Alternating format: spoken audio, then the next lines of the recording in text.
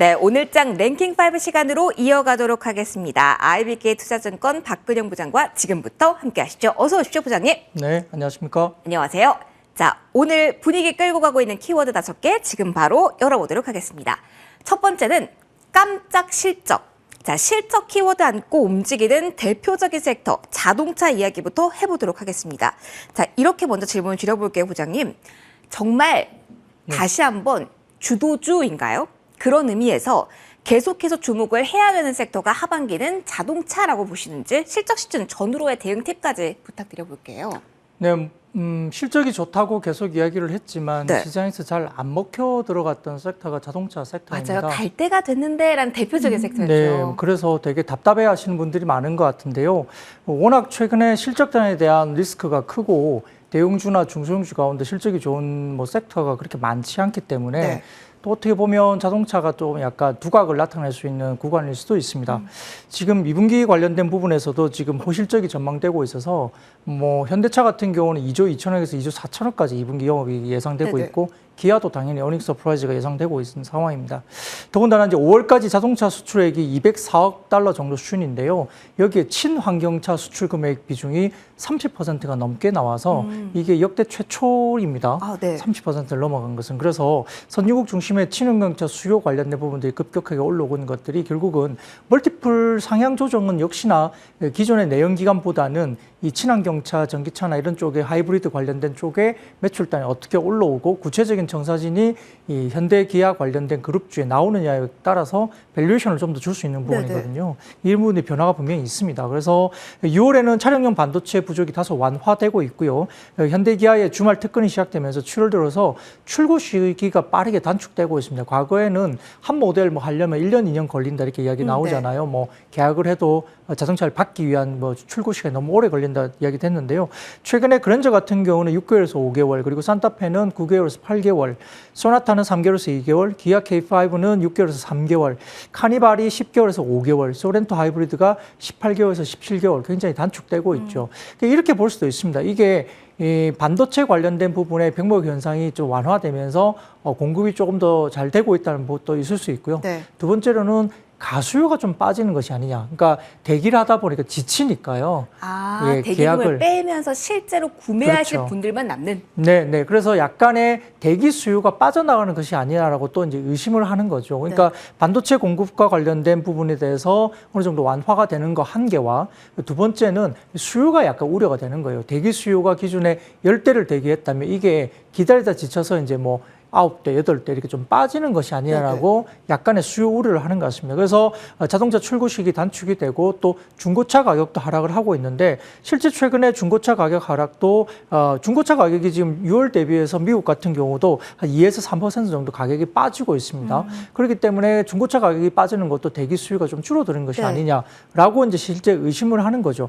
미국 내 산업 재고가 전월 대비 한 9만 대 정도가 더 늘었다고 하니까 자동차가 이제 중고차 공급 재고가 또 늘고 있는 거죠. 그런 부분들 때문에 아마 2분기에도 실적이 좋지만 아마 주가 반응이 신청되는 것은 이렇게 수요에 대한 우려가 아직 남아 있는 겁니다. 그러면 실적 시즌에서 우리가 가장 주식시장에서 좋지 않은 단어죠. 피크아웃. 네. 이게 또 부각될 수 있기 때문에 지금 보유자분들은 그 전후로 어떻게 대응을 해야 되나? 신규 진입을 노리시는 분들은 오히려 기회가 되나? 그분들 간의 동상이몽이 있을 것 같거든요. 네. 어떻게 하는 게 좋을까요? 제가 아까 말씀드렸던 미국 내의 네. 그 자동차 산업 재고가 전월 대비 9% 정도, 9만 대 정도 늘었다고 제가 말씀드렸는데, 근데 이게 약간 다릅니다. 왜냐면은 지금 재고와 이 부분은 현대기아차 재고가 월등하게 낮다는 거죠.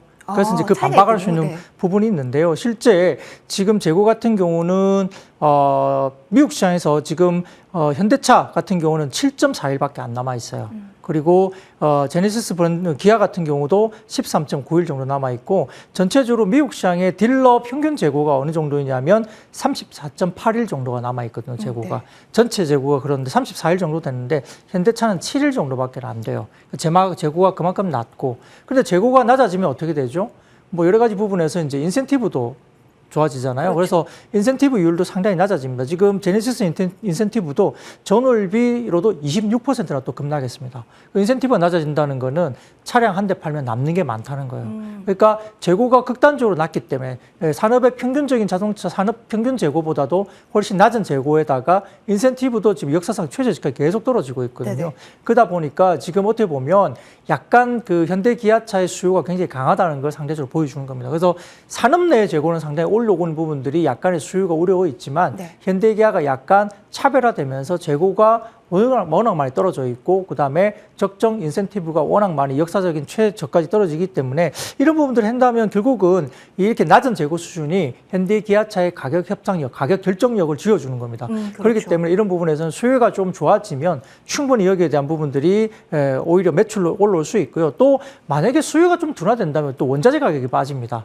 그러면서 이제 또 이익률을 어느 정도 방어 커버할 수 있는 구간이 된다. 그래서 아마 2분기도 실적이 좋겠지만 한두 개 분기 정도까지 더 실적이 좋게 나온다면 네. 아마 밸류에이션 부분에 대한 부분들은 아마 어느 정도 상향 조정이 충분히 이루어지고 믿음을 갖고 업종이 움직이지 않겠냐. 그리고 더 빠지긴 좀 쉽지 않다. 워낙 이 지금 실적이 좋기 때문에 그렇습니다. 그래서 지금의 자동차 섹터는 상당히 저는 중장기적인 관점에서는 상당히 좀 괜찮은 구간이 아닌가. 어차피 시장은 빠르게 V자 반등을 하기는 좀 힘든 시장이고요. 지금 같은 경우에는 좀 믿을 만한 종목을 가지고 조금 긴 시기로 가되 좀 명확하게 확실한 섹터를 본다면은 자동차 섹터 나쁘지 않다 볼 수 있습니다. 그러면 단답형으로 깔끔하게 정리하고 첫 번째 이슈 넘어가면 이번 실적 시즌 현대차, 기아 우려하지 않아도 된다로 정리를 해도 될까요? 네, 그렇습니다. 알겠습니다. 자동차죠. 저희가 첫 번째 이슈로 점검을 해봤고요.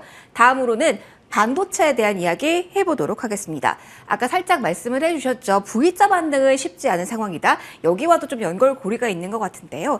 그럼에도 외국인 쪽에서 뭐 가수급이긴 합니다만 좀 매수세가 들어오는 연속성이 나타나는 이 자리는 반도체 대장주에 대한 하방 경직성이 확보되는 구간?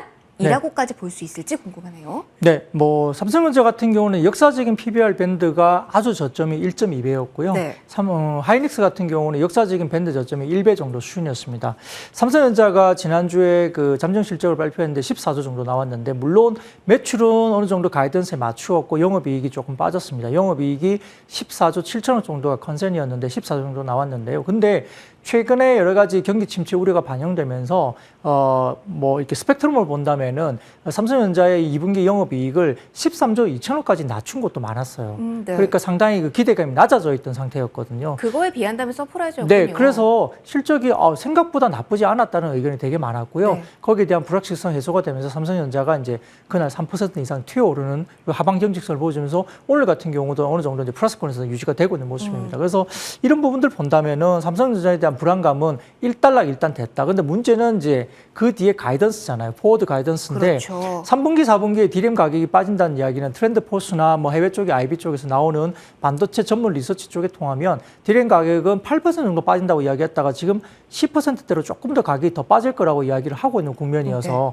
가격 자체는 조금 더 빠집니다. 낸드 가격도 마찬가지로 빠지기 때문에 이런 부분은 상당히 좀 좋지 않은 뭐 어떤 시그널을 볼 수 있는데요. 근데 항상 이 가격이, 그러니까 낸드나 이 메모리 가격이 빠진다고 해서 주가 빠지지 않아요. 뭐냐면 이렇게 되면 어떻게 되냐면 전체적으로 지금 비트 크로스, 그러니까 출하량을 조절하면서 오히려 이제 공급량을 줄여버리면 가격이 빨리 튀어오릅니다. 아, 그렇군요. 네, 마이크론 테크놀로지 같은 경우도 지난번에 2분기 실적은 좋았는데 네네. 포워드 가이던스를 굉장히 낮게 주면서 문제가 이제 목표 주가 하향 조정에서 별로 분위기가 안 좋았는데요. 네네. 바로 비트 크로스, 그러니까 출하량을 완전 내리겠다, 완전 줄이겠다 이렇게 이야기하면서 이제 굉장히 방어적인 전략을 취했죠. 그렇게 되면 이 빠지던 이 메모리 가격은 추세가 반드시 돌아오게 돼 있어요. 그렇기 때문에 아마 올해 하반기까지는 조금 빠르다 볼 수 있겠지만은 내년 정도 상반기 정도부터는 낸드나 그다음에 디램 가격이 올라간다 봅니다. 근데 보통 이 반도체 관련 주식들은 대부분 다 6개월 정도 선행을 합니다. 이 메모리나 이런 그 가격에 선행을 하기 때문에 그렇다면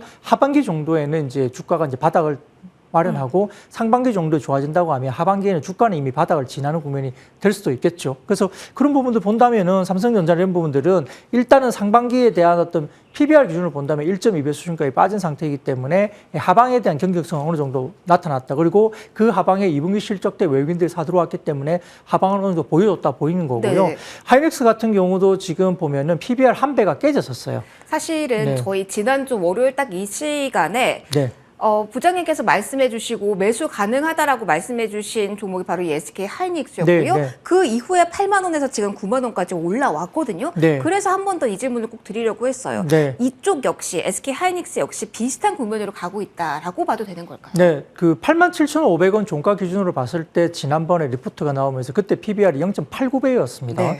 0.9배를 깨트린 적은 SK 하이닉스 국면에서 본다면 과거에 금융 위기 때 그때 0.6배까지 떨어졌기 때문에 근데 그건 글로벌 그 시스템 붕괴였기 때문에 그거는 약간의 예외적인 거고 이 글로벌 금융 위기 이후에 0.9배 이하로 떨어진 것은 딱 두 번밖에 없었습니다. 주가가. 네네. 근데 그 두 번은 언제냐면 그 메모리 재고가 15주 이상 그리고 영업 적자가 계속 나던 시기.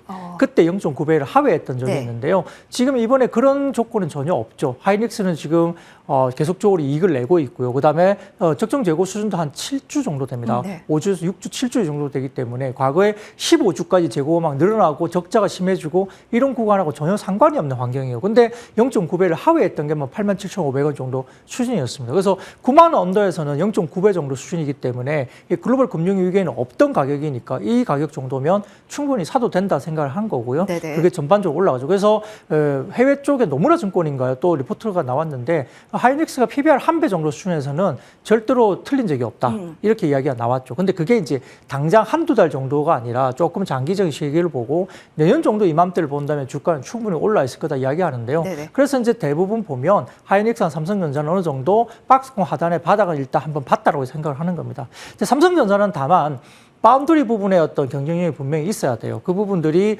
메모리보다는 파운드리 경쟁력이 올라오지 않는다면 쉽지 않은데 상반기 기준 10개의 글로벌 파운드리 중에 유일하게 삼성전자만 파운드리 점유율이 빠졌습니다. TSMC는 또 올라갔고요. 네. 그러니까 이제 경쟁력 측면에서는 좀 좋지 못하고. 근데 과거에 보면은 이 대만하고 한국이 똑같이 비슷합니다. TSMC도 뭐 이렇게 좋은데도 대만 주식이 별로 좋지 않아요. 맞아요. TSMC가 빠지기 때문이고 외국인들은 일단 TSMC를 포함한 이 반도체 쪽에 약간의 매도를 한 것 같아요. 그래서 대만 주식도 안 좋고 한국 주식도 안 좋았는데 이런 부분에서도 삼성전자가 최근에 이제 3나노 GAA 기술 그러니까 게이트 올 어라운드 기술을 발표하면서 이제 양산에 들어간다고 발표 나왔지 않습니까? 네네. 수율 문제가 아직 남아 있습니다만 어떤 그 계약처, 어떤 공급사를 계약하느냐에 따라 굉장히 중요한데 첫 번째 그 3나노 공정에서 중국 업체하고 계약했다 이야기 나왔지만 그 중국 업체는 물량이 많지 않은 조그만 업체입니다. 네. 근데 그 뒤에 나온 이야기가 퀄컴이 돌아왔다 이야기가 나왔어요.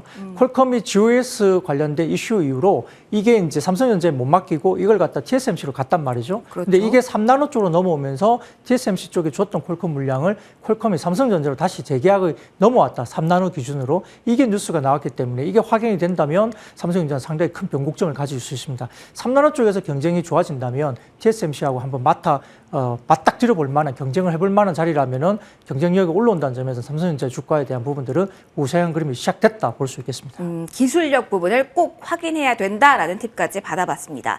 다음 이슈로 넘어가 볼 텐데요. 실적 이 키워드는 저희 끌고 갈 겁니다.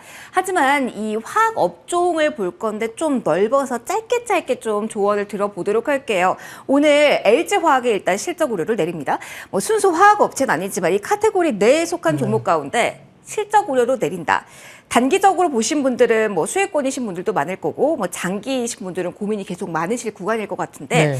실적이 안 좋다라는 말이 나온 이 시점에서 어느 정도의 결단이 필요할지 LG화학 먼저 질문을 첫 번째로 드려볼게요. 네, 뭐 사실 이제 순수화학은 우리가 NCC라고 말하는 대한유화나 뭐 롯데케미칼 이야기 들을 수 있는데 수요가 별로 좋지 못하죠. 그리고 고유가 때문에 기본적인 그 수익 스프레드가 그렇게 좋지 못한 국면이기 때문에 만만하지 않을 국면입니다. 많이 네. 빠지긴 했지만 이 종목에 대해서 지금 밸류에이션 매력은 분명히 왔다고 생각이 듭니다만 현재 시점에서 좋으니까 사시라고 말씀드리기가 상당히 좀 쉽지 않은 국면이 많습니다.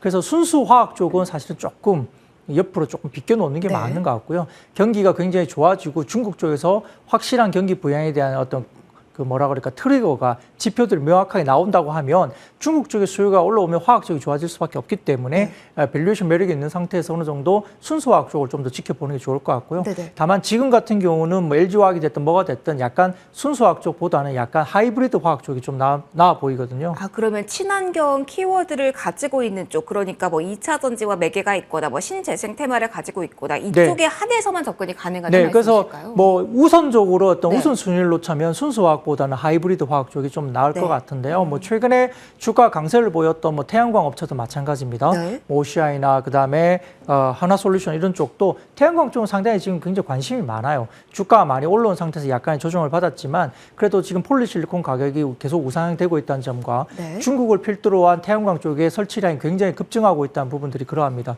그래서 전체적으로 지금 유가가 빠지지 않는다면 대안의 신재생 에너지 쪽은 태양광이 제일 빠를 것 같습니다. 풍력보다도 그렇고요. 아, 오히려. 네, 그리고 설치 비용이나 비용적인 측면에서도 태양광이 훨씬 효율적입니다. 그렇기 때문에 풍력 쪽보다는 태양광의 지금 분위기가 상당히 많이 이제 집중되고 있고 중국 시장에서도 중국 시장이 이제 전체 글로벌 태양광 시장을 끌고 있는데 이 중국 쪽에 관련된 뭐 통웨이라든지 이 일부 이제 그 태양광 관련된 종목들은 상당히 주가가 뭐 신고가까지 가고 막 이랬거든요. 네네. 그러니까 전체적인 분위기는 태양광 쪽이 좀 낫다. 그래서 이렇게 약간 하이브리드 쪽을 좀 보시자는 거고요. 그 외에도 동박과 관련된 SKC 이쪽은 이제 2차 전지 쪽과 그렇죠. 관련된 이쪽도 나쁘지 않을 것 같고 바이오 쪽도 뭐 SK 케미칼 이런 쪽도 역시나 하이브리드거든요. 그러니까 순수화학 쪽보다는 약간 이렇게 뭔가 모멘텀을 따르게 좀 같이 병합적으로 갖고 있는 하이브리드 케미칼 쪽으로 좀 보시는 게 현재로서는 좀 더 유리하지 않을까 싶습니다. 여긴 아직은 밸류에이션 쪽만 보기에 낙폭 과대 영역이라고 담기는 좀 어려운 섹터로 좀 정리를 할 수 있을 것 같습니다. 자, 이제 다음 이슈로 넘어가도록 할게요. 좀 우려스러운 내용입니다. 코로나 확진자가 연일 더블링되고 있다고 하죠. 수요일 날 정부 측에서는 대책이 또 나올 예정이라고 합니다. 이전과 같은 패턴이 펼쳐지고 있어요. 지금 보면은 진단키트 움직이고 이어지는 가운데 원격 키워드로 지금 매기가 이동한 상태거든요. 제약바이오 이쪽이 살아있는 건 알겠지만 이 코로나 테마를 어디까지 끌고 가야 되는지 그리고 리오프닝 이전과 좀 비슷한 점이 많아서요. 저희가 이 키워드를 조금 더 길게 끌고 가야 되는 지금 그 초입 지점인지 궁금합니다. 부장님 어떤 네. 생각이실까요? 코로나 관련주는 최근에 희한하게도 원숭이 투창 관련주와 같이 오버랩이 되죠. 맞아요. 그러니까 기존에 뭐 진단 키트나 코로나 관련 키트를 했던 쪽이 원숭이 투창 관련된 걸 다시 오버랩하면서 같이 이제 겹쳐서 나가거든요. 그래서 이제 이런 부분들이 약간 테마성 움직임인데 뭐 일간 뭐 확진자가 2만 명까지 올라온다는 것은 다소 조금 부담스러운 부분을 분명히 맞습니다. 맞아요. 재확산에 대한 부담감 이런 거 있는 거고 연말로 계속 이게 뭐 다시 이 유행이 더 확산되면 겨울철로 넘어가면 되게 또 불안해지거든요. 그래서 그런 분들 때문에 뭐 진단 키트라든 이런 쪽이 사실 좀 움직이는 게 맞는데요. 워낙 최근에 또 많이 빠지기도 했습니다. 그래서 이런 부분들 좀 조심스럽게 봐야 되는데 사실 뭐 코로나가 어떻게 될지는 저도 사실 모르고요. 아무도 이거는 뭐 어떻게 될지 예측 불가능한 예. 종목이죠. 그래서 이 코로나 관련된 진단 키트 관련주라든지 원숭이 투창 관련주는 사실은 테마성 움직임이기 때문에 저희가 뭐 좋다고 지금 사례에서 44 이렇게 말씀드릴 수도 없고 또 어떻다고 말하기가 상당히 좀 어려워요. 테마성 움직임. 그런데 이제 확산 경로에 있다면 아무래도 진단 키트나 원숭이 투창 관련된 테마로 묶어지는 부분들은 역시나 확산 경로에서는 조금 더 강세를 보일 경향이 있습니다. 다만 이제 제약 바이오 헬스케어 쪽은 좀 다릅니다. 왜냐하면은 지금 미국 쪽에도 제약바이오 쪽이 이제 52주 신고가를 내고 있습니다. 그게 왜냐하면 경기 방어 섹터로 이제 분류가 되고 있습니다. 몸이 아파도 병원은 가고 전반적인 기본적인 CMO나 이런 쪽은 상당히 많은 매출 성장을 보이고 있다는 점에서 제약바이오 쪽은 경기 방어주의자 최근에 상저하고 그러니까 원가율이 상당히 낮은 게 제약바이오 쪽이거든요. 그래서 글로벌 인플레에 관련된 영향이 좀 낮다라고 형성되기 때문에 경기 방어주의면서 원가율이 낮은 게 특징으로 보이는 상황에서 이제 글로벌 제약바이오주가 52주 신고가 가고 있고 국내 같은 경우도 많이 빠져있던 셀트리온이 하반기 이후의 기대감 때문에 셀트리온 그룹 좋고요. 오늘 같은 경우도 지금 삼성바이오로직스를 포함한 종목들이 괜찮습니다. 네. SK바이오사이언스 최근에 괜찮았죠. 이런 쪽과 관련된 쪽이 제약바이오를 끌고 가기 때문에 여타 지금 실적단에 대한 업종들이 그렇게 썩 좋지 못한 상황에서 경기 방어주의 성격을 가지고 상반기보다는 하반기 실적이 좋고 모멘텀이 다가오는 이 CMO라든지 이런 제약바이오 섹터가 당분간 수급이 좀 쏠릴 수 있다는 점에서는 아까 말씀드렸던 코로나나 원숭이 투창 테마주하고는 조금 별개로 우량한 이런 CMO 관련주들은 좀 보실 필요가 있겠다 말씀드리겠습니다. 알겠습니다. 이제 저희 마지막 이슈 간략하게 볼게요. 역시 코로나 이슈로 떨어지는 걸까요? 기회가 될 수 있을까요? 저희 여행 카지노 쪽 볼 겁니다. 뭐 일본 관련해서 이슈도 있었고 뭐 이것 때문인가 하시는 분들도 계실 것 같고요. 그런 맥락에서 질문을 드릴게요. 리오프닝 트렌드가 아직도 맞다고 생각하십니까? 그렇다면 지금 또 한 번의 매수 기회일지 아니면 지금은 어두운 터널로 또 들어가는 건지 궁금합니다. 어떤 진단 주실까요? 네, 뭐 리오프닝 했기 때문에 뭐 주가가 또 좋았던 선반영된 부분이 분명히 있고요. 아직도 2분기 실적 보면 아마 여행사들은 수백억씩 적자가 또 나올 겁니다. 뭐 네. 그런 부분들 때문에 주가로 본다면 사실은 뭐 선반영됐기 때문에 좀 조심스럽다 우선 말씀드리겠고요. 그리고 초기에는 여행이나 항공 수요가 이제 폭발했죠. 워낙 2년 동안 억눌려 있다가 열어주니까 이제 내가 비싸더라도 항공권을 끌고 간다. 네네. 얘기 있겠지만 이게 3, 4분기 계속 이어질까 생각해 보면 좀 부담스럽지 않을까요?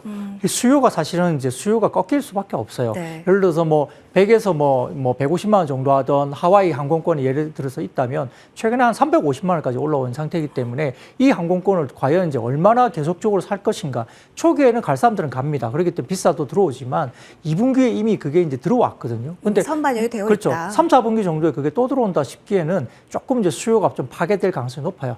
비싸기 때문에 그렇고요. 네. 그다음에 금리도 올라가기 때문에 이런 부분에서 과연 그렇게 엄청난 돈을 지불하면서까지 수요가 쭉 이어질 것인가의 부분들은 좀 조심스러울 수밖에 없습니다. 따라서 반짝 수요가 나왔고 그 반짝 수요가 비싼 가격에도 불구하고 이어지지 않는다면은 사실은 지금 리오프닝 관련주는 시간이 좀 오래 걸릴 가능성이 높아요. 그렇기 때문에 좀 조심스럽고요. 다만 이제 카지노 관련주 좀 다릅니다. 이게 카지노는 판 깔아놓아서 사람만 들어오면 되거든요. 이게 이제 레깅 효과도 없고요. 그냥 사람만 유입 얘기만 하면 카지노는 실적이 올라옵니다. 근데 이제 일본의 이번에 뭐 아베 총리의 뭐 여러 가지 뉴스가 있듯이 이런 부분도 약간 주춤할 수 있는데 중국도 이제 못 들어오고 있죠. 아직까지 확실하게. 그래서 중국과 일본이 이제 VIP나 이런 것 관련된 카지노 쪽이 많은데 아마 일본 쪽이나 일본 쪽 정리가 되고 나면 일본 쪽 VIP 관광객들 들어오기 시작하면서 카지노는 사람만 일단 들어오면 되는데 그런 부분에서는 다른 여타 리오프닝 주보다는 조금 빠르게 회복될 가능성이 높다는 점에서 좀 지켜봐야 되는데요. 그러나 어쨌든 환경은 좋지 않죠. 일본과의 관계도 다시 하늘이 열렸지만 다소 조금 지금 아베 관련된 이슈가 생기면서 좀 어렵고 중국은 빨리 열리기가 좀 어렵죠. 쉽지 않고. 그러니까 조금 긴 시기로 보시되 너무 적극적인 비중 확대는 조금 지금은 이르다 볼 수 있겠습니다. 시간이 필요할 수밖에 없는 구간이란 진단까지 받아봤습니다. 저희 5개 이슈 봤고요. 원픽 오늘 가격 전략 위주로 좀 들어보도록 할게요.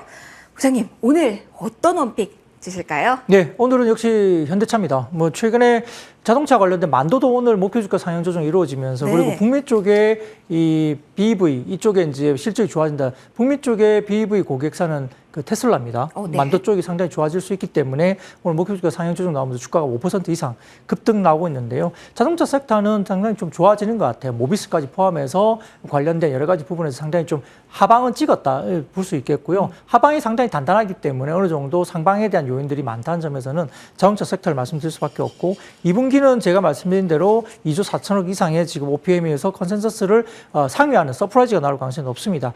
그리고 환율이 다가 아니고요. 인센티브가 워낙 빠지고 있어서 인센티브 절감 효과까지 나오고 있기 때문에 이게 쭉 이어질 가능성이 높습니다. 아까 가수요가 좀 파괴된 것이 아니냐는 의문을 가지고 있겠지만 재고가 너무 낮다는 점과 그리고 인센티브가 계속 지속적으로 빠지고 있다는 점은 한두 분기 정도가 계속적으로 괜찮아질 수 있다는 점도 충분히 될 수 있겠고요. 최근에 이제 전체적으로 컨센서스가 계속적으로 올라가고 있는 국면에서는 현대차 정도는 조금 긴 호흡으로 지금 정도는 사도 되지 않을까 싶고요. 목표 주가는 24만 원, 손절가는 16만 5천 원 말씀드리겠습니다.